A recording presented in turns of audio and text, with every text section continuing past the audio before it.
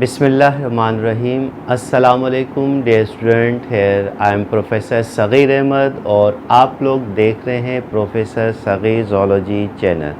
Dear student, last time हम first year biology के course का आगाज़ कर दिया था, जिसमें chapter number 1 introduction to biology, जिसमें फर्स्ट ईयर की कोर्स आउटलाइन को हमने डिस्कस किया था लेक्चर 1 के अंदर, और सेकंड लेक्चर के अंदर बायोलॉजी को हम डिफ़ाइन कर रहे थे।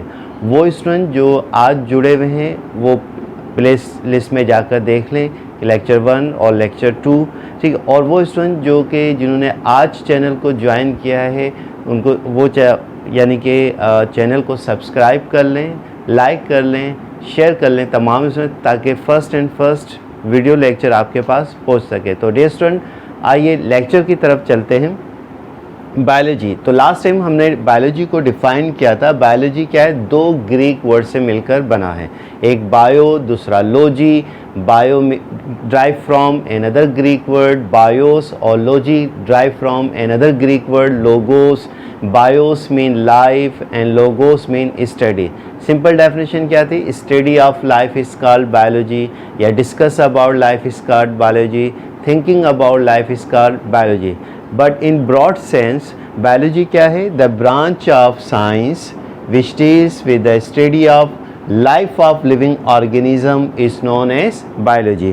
फिर हमने ये बात की थी कि इस डेफिनेशन के अंदर 3 बेसिक टर्मिनोलॉजी हैं। कौन कौन सी हैं? साइंस है, सेकंड टर्म लाइफ है, और थर्ड टर्म हमारे पास क्या है? Living organism. तो लास्ट टाइम हम साइंस को डिस्कस किया था। साइंस बेसिकली क्या है? लैटिन वर्ड साइंसिया से निकला है, विच मीन्स नॉलेज। ये इल्म हासिल करने को आप क्या कहते हैं? साइंस कहते हैं। और फिर ये इल्म जो मॉडर्न डेफिनेशन थी उसको हमने डिस्कस किया था कि ये जो इल्म हासिल हो रहा है कि मुख्तलिफ ऑब्जर्वेशन और एक्सपेरिमेंट के नतीजे में जो इल्म हासिल होता है उसे आप क्या कहते हैं? साइंस कहते हैं। फिर सेकंड टर्म आज हम डिस्कस करेंगे जिसे हम क्या कहते हैं? लाइफ। ये बड़ी इंपॉर्टेंट टर्मिनोलॉजी है कि अक्सर स्टूडेंट को नहीं मालूम होता कि लाइफ किसे कहते हैं। Define life. तो life has no specific definition, यानी कि ज़िंदगी की कोई मखसूस जामिया तारीफ़ नहीं है। अब बायोलॉजिस्ट ने ये कहा कि बायोलॉजी को यानी कि लाइफ को किस तरीके से डिफ़ाइन करें, तो कुछ कैरेक्टर्स हैं लाइफ को डिफ़ाइन करने के लिए, और ये कैरेक्टर्स कंपेयर किया है नॉन लिविंग को लिविंग ऑर्गेनिज्म के साथ, कि अगर ये कैरेक्टर उस बॉडी में होंगे तो हम कहेंगे उसमें लाइफ है, अगर वो कैरेक्टर उस बॉडी में नहीं होंगे तो वो क्या होगा? Non living. अब वो कौन से कैरेक्टर्स हैं? तो आसानी के लिए उन कैरेक्टर्स को बेसिकली 10 मेजर ग्रुप्स में डिवाइड कर दिया, यानी कि 10 बेसिक कैरेक्टर्स बताए। इसके अलावा भी हैं, लेकिन 10 बेसिक कैरेक्टर अगर ये किसी बॉडी के अंदर होंगे तो हम कहेंगे उसमें लाइफ मौजूद है, अदरवाइज़ वो नॉन लिविंग है। फिर एक्सप्लोर हुआ लाइफ को डिफ़ाइन करने के लिए। फिर साइंटिस्ट ने, बायोलॉजिस्ट ने ये कहा कि अगर 10 के 10 कैरेक्टर हों या उनमें से कोई एक कैरेक्टर उस बॉडी के अंदर होगा तो हम कहेंगे उसमें लाइफ मौजूद होगी, अदरवाइज़ वो क्या होगा? नॉन लिविंग बॉडी होगी। अब वो कौन से कैरेक्टर है? तो आइए स्टूडेंट उनको एक एक करके डिटेल से हम डिस्कस करते हैं। तो characters of life, usually following characters of life. Number 1, ये तमाम कैरेक्टर आप लोग छोटी क्लासेस में पढ़कर आए। पहला कैरेक्टर है प्रोटोप्लाज्म, दूसरा कैरेक्टर है मेटाबॉलिज्म, थर्ड है हमारे पास न्यूट्रिशन, नंबर 4 है ग्रोथ, नंबर 5 है इरिटेबिलिटी, नंबर 6 है हमारे पास रेस्पायरेशन, नंबर 7 है रिप्रोडक्शन, नंबर 8 है मूवमेंट, नंबर 9 है एक्सक्रीशन, और नंबर 10 है सर्कुलेशन। तो अब साइंटिस्ट क्या कहते हैं? 10 के 10 ये कैरेक्टर हों या इन 10 में से कोई एक कैरेक्टर किसी बॉडी के अंदर मौजूद होगा, हम कहेंगे life is present that body, otherwise non living thing. तो डियर स्टूडेंट, ये तमाम टर्मिनोलॉजीज़ हैं, तमाम ये डेफिनेशंस हैं, इनका कॉन्सेप्ट भी आपको बेसिकली आना चाहिए। अगर ये कॉन्सेप्ट क्लियर नहीं होगा तो ये बार बार टर्मिनोलॉजी डेफिनेशंस आगे चल के सिर्फ इस्तेमाल होंगी और आप लोग फ़ौरन इसको क्लिक करेंगे कि ये हम पढ़ चुके हैं।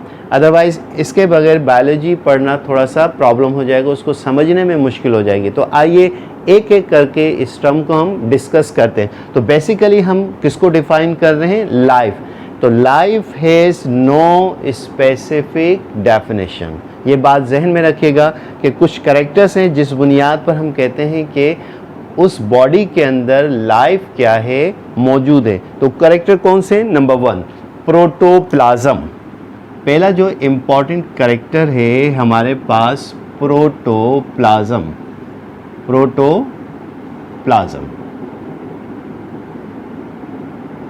Protoplasm basically combination of 2 Greek word. ये भी 2 ग्रीक वर्ड का कॉम्बिनेशन है। एक है हमारे पास प्रोटो और सेकंड है प्लाज्म। प्रोटो का मतलब होता है फर्स्ट, प्रीमेटिव, एंशियंट, कदीम, पुराना। प्लाज्म मीन फ्लूइड, यानी कि लिक्विड, यानी कि ये प्रीमेटिव फ्लूइड है जिससे लाइफ की इब्तिदा हुई है। तो हम प्रोटोप्लाज्म को कैसे डिफाइन करेंगे? तो डियर स्टूडेंट, इसकी 2 डेफिनेशन है, एक ओल्ड डेफिनेशन है और एक मॉडर्न डेफिनेशन है। हम दोनों को डिस्कस करेंगे। तो पहली जो इम्पॉर्टेंट डेफिनेशन है, ओल्ड डेफिनेशन, कि it is primitive fluid. It is primitive fluid. The life originated from it, यानी कि ये प्रीमेटिव फ्लूइड है जिससे ज़िंदगी की क्या हो रही है? इब्तिदा हो रही है। अभी हम इसको डिस्कस करेंगे कि प्रीमेटिव फ्लूइड से क्या मीनिंग निकलती है। सेकंड जो इम्पॉर्टेंट डेफिनेशन है, मॉडर्न डेफिनेशन प्रोटोप्लाज्म की, वो क्या है? कि cytoplasm and nucleoplasm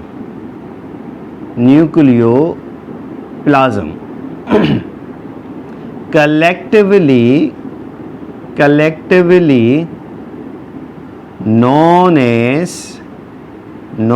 as protoplasm.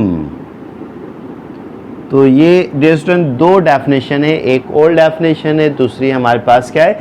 Modern definition है। तो पढ़ क्या रहे हम? लाइफ का पहला कैरेक्टर डिस्कस कर रहे हैं जिसका नाम क्या है? प्रोटोप्लाज्म, यानी कि एक प्रीमेटिव फ्लूइड है जिससे लाइफ ओरिजिनेट हो रही है और लाइफ कैसे एक्सप्लोर हुई, अभी इनको डिस्कस करेंगे। और दूसरी मॉडर्न डेफिनेशन है cytoplasm and nucleoplasm collectively known as protoplasm. तो कॉन्सेप्ट क्लियर हो रहा है? प्यारे प्यारे लाइक भेजिए, ठीक है, समझ में आएंगी बातें। और चैनल के साथ जुड़े रहिए, एंड तक जुड़े रहिए ताकि बायोलॉजी पढ़ने में आपको आसानी हो। आपके सर प्रोफेसर सगीर अहमद आपके ही सिलेबस पढ़ा रहे हैं और इसको आप कंटिन्यू रखिएगा ताकि फ्यूचर में आप लोग डॉक्टर बन सकें। लेक्चर के साथ साथ उन क्वेश्चंस को भी डिस्कस करेंगे जो कि आपके नेशनल एमडीकेट के अंदर आते हैं, जो आपका एंट्री टेस्ट होता है, एप्टीट्यूड टेस्ट होता है, उन इम्पॉर्टेंट क्वेश्चन को भी साथ साथ हम डिस्कस करेंगे। तो इसका स्क्रीनशॉट ले लें, फिर बात को आगे प्रोसीड करते हैं। मैं थोड़ा सा हट जा रहा हूँ यहाँ पर।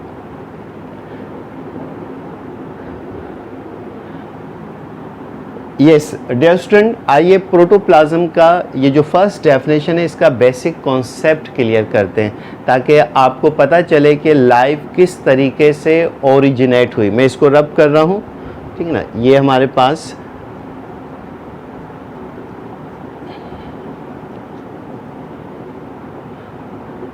छोटी क्लासेस में आप लोगों ने एक थ्योरी पढ़ी होगी, big bang theory. Big bang theory ये बेसिकली एवोल्यूशन से रिलेटेड है। बिग बैंग थ्योरी, बिग का मतलब है ह्यूज, बड़ा, बैंग मीन एक्सप्लोजन, धमाका, यानी कि ये बेसिकली एवोल्यूशन से रिलेटेड बातें हैं। यानी कि एक ज़ोरदार धमाका हुआ। कब हुआ? आज से 15 to 16 बिलियन ईयर अगो एक ह्यूज यानी कि एक्सप्लोजन हुआ और ये हमारा क्या हुआ, प्लानेट क्या हुआ, इवॉल्व हो गया, अर्थ इवॉल्व हो गई। It is a mixture of gases में पार्टिकल्स क्या थे, बिखरे हुए थे। इन पार्टिकल्स ने, ये जो पार्टिकल्स हैं इनका नाम रख दिया, पार्टिकल्स का, किसी का इलेक्ट्रॉन ई बार से ज़ाहिर करते हैं, प्रोटॉन है, न्यूट्रॉन है, पॉजिट्रॉन है, बेशुमार पार्टिकल्स बिखरी हुई हालत में थे। फिर इन्होंने क्या किया कि आपस में मिलना शुरू कर दिया। जब पार्टिकल्स आपस में मिले तो क्या फॉर्म हो गए, एटम्स फॉर्म हो गए।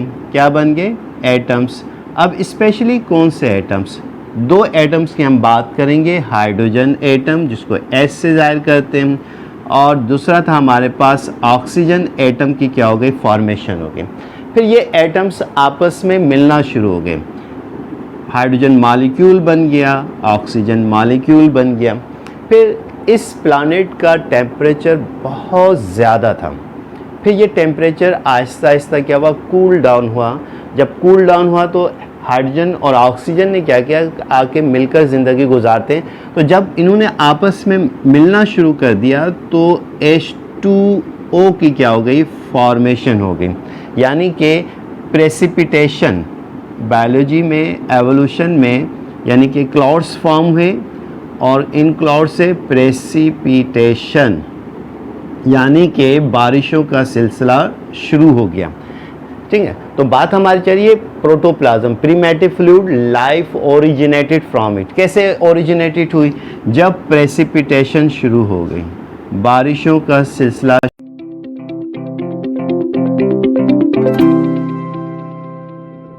शुरू हुआ, ज़मीन पर ये पहुँचे, पानी बना। ठीक ना, पानी जब ज़मीन पर आया तो दूसरे जो एलिमेंट्स थे वो आपस में मिलकर उन्होंने क्या फॉर्म कर लिया, एक कंपाउंड फॉर्म कर लिया और उस कंपाउंड का नाम रख दिया प्रोटोप्लाज्म। अब इस प्रोटोप्लाज्म के गिर्द ग्रेजुअली, ये एक दिन की बात नहीं है, हज़ारों लाखों करोड़ों साल लग गए। ठीक है, फिर इस प्रोटोप्लाज्म के गिर्द मेम्ब्रेन आना शुरू हो गई और ये एक माइक्रो ऑर्गेनिज्म में क्या हो गया, तब्दील हो गया। Yes, you know very well, कौन बताएगा ये क्या बन गया, ये एक माइक्रो ऑर्गेनिज्म फॉर्म हुआ। जी ये कौन है, जी ये है क्लेमाइडोमोनास। कौन है, क्लेमाइडोमोनास।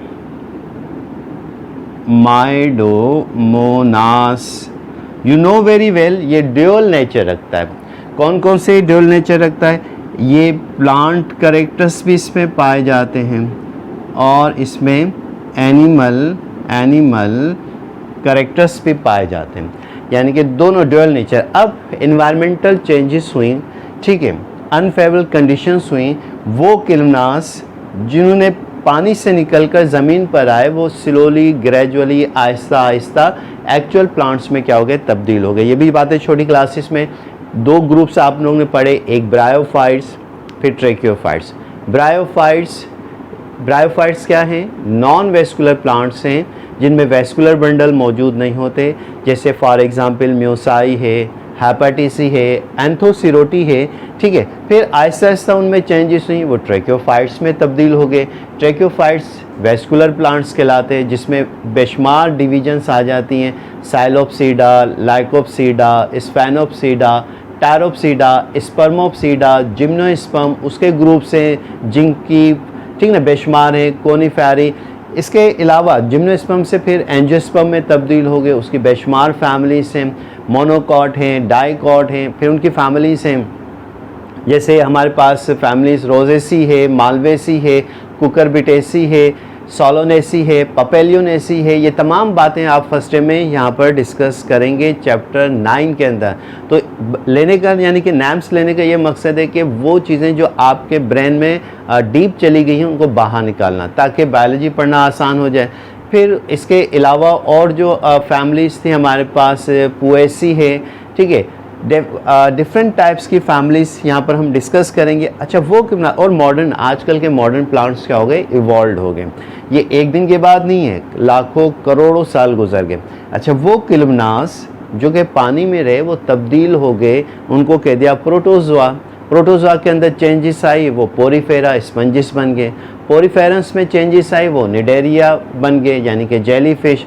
प्लेटीहेल्मिन्थिस की फॉर्मेशन हुई, टैपवर्म हो गया, लिवर फ्लूक वगैरह इसके अंदर आ गए। फिर उसके बाद निमाटोड्स फॉर्म हो गए जिसे एश हेल्मिन्थिस भी कहते हैं, यानी कि राउंड वर्म्स, एस्केरिस, लुम्ब्रिक्वाइड की इवोल्यूशन हुई। फिर उसके बाद एनिलिडा जिसमें अर्थवर्म आ गए, फाइलम मोलस्का फॉर्म हुआ, आर्थ्रोपोडा फॉर्म हुआ, एकाइनोडर्मेटा फॉर्म हुआ जिसमें क्या कहते हैं स्टार फिशिस आ गए, हेमिकॉर्डेटा, कॉर्डेटा, वर्टिब्रेटा। फिर उसकी 5 मेजर क्लासेस पाइसिस इवॉल्व हुई।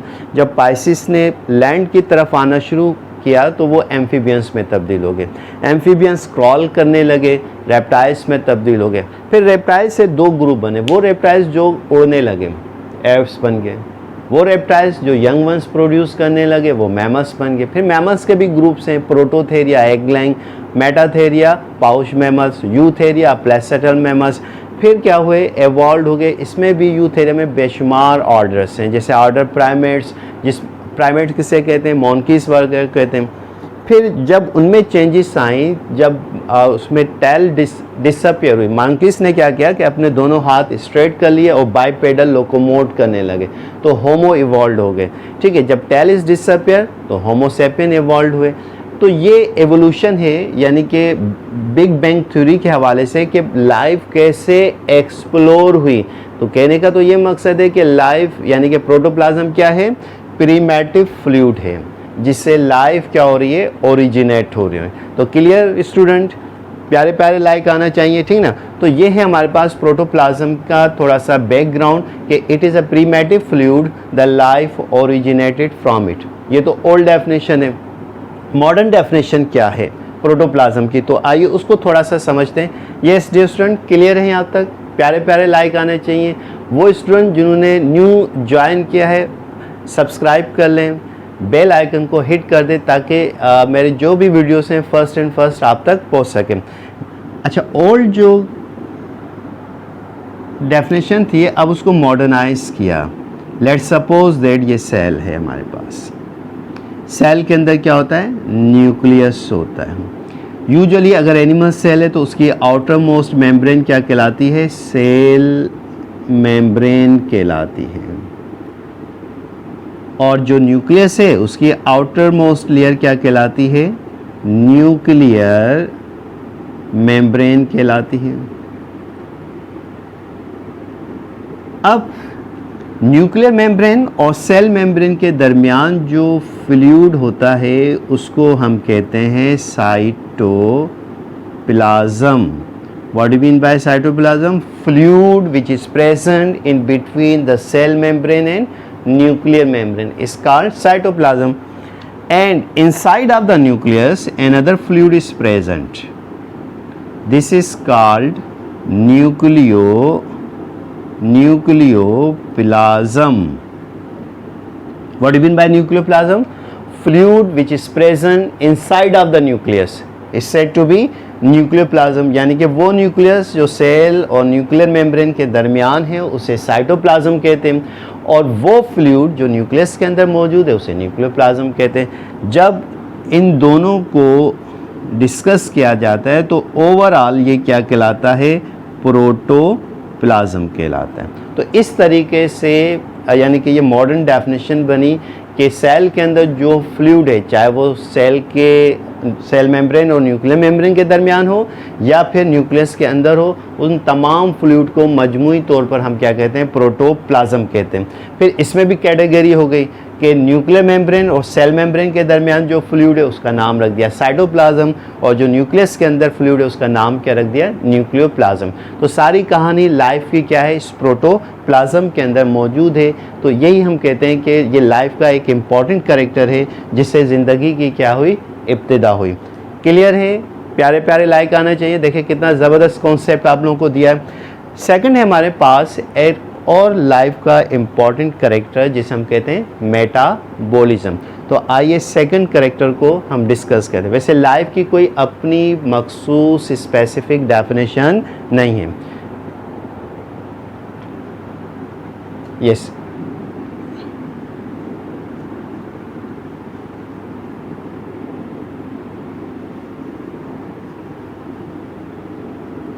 Now, another important character of life is called metabolism. Metabolism. Metabolism combination of two Greek words. सबसे पहले इसकी बेसिक मीनिंग देखते हैं. First is meta, second बोलिज्म.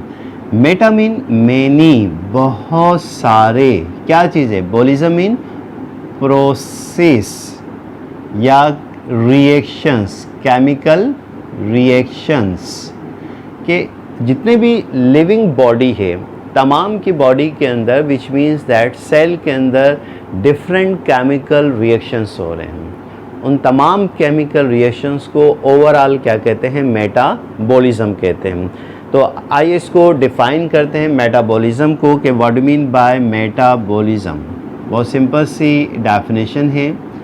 Different chemical reactions occurs in the body of living, general बात कर रहे हैं, living organisms is known as metabolism. तो बॉडी में जितने भी केमिकल रिएक्शंस हो रहे हैं उनको मजमूई तौर पर हम क्या कहते हैं? मेटाबॉलिज्म. अब जब केमिकल रिएक्शंस होते हैं तो उस दौरान या तो चीज़ें थिंग्स फॉर्म होती हैं या फिर चीज़ों की क्या होती है? बॉडी के अंदर टूट फूट होती है. तो जब भी कोई केमिकल रिएक्शन होगा या तो कोई चीज़ सब्सटेंस फॉर्म होगा या फिर ब्रेक डाउन होगा. तो इसी तरीके से लिविंग बॉडी में भी यही प्रोसेस है कि जब मेटाबॉलिज्म को फिर दो पार्ट में डिवाइड कर दिया. तो metabolism consist of two part. Metabolism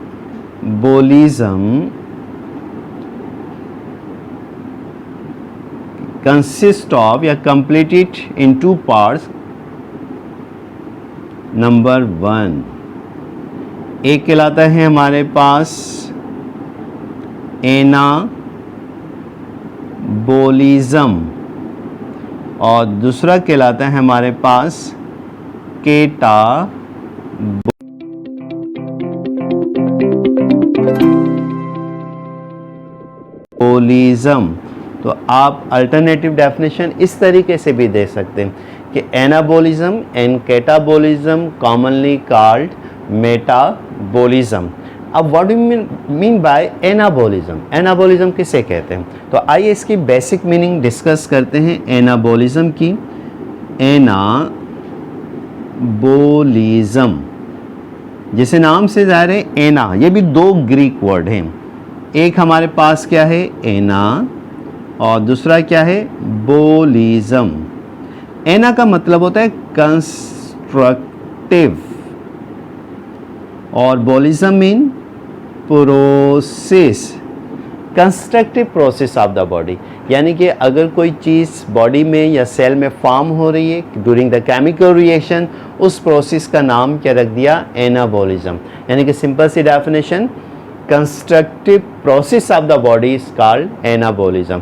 for example, जैसे अगर हम बात करें फोटोसिंथेसिस की, फोटोसिंथेसिस, अब इस ड्यूरेशन में क्या होता है कि फूड प्रिपेयर होती है by the help of photosynthesis green parts के अंदर प्लांट्स के.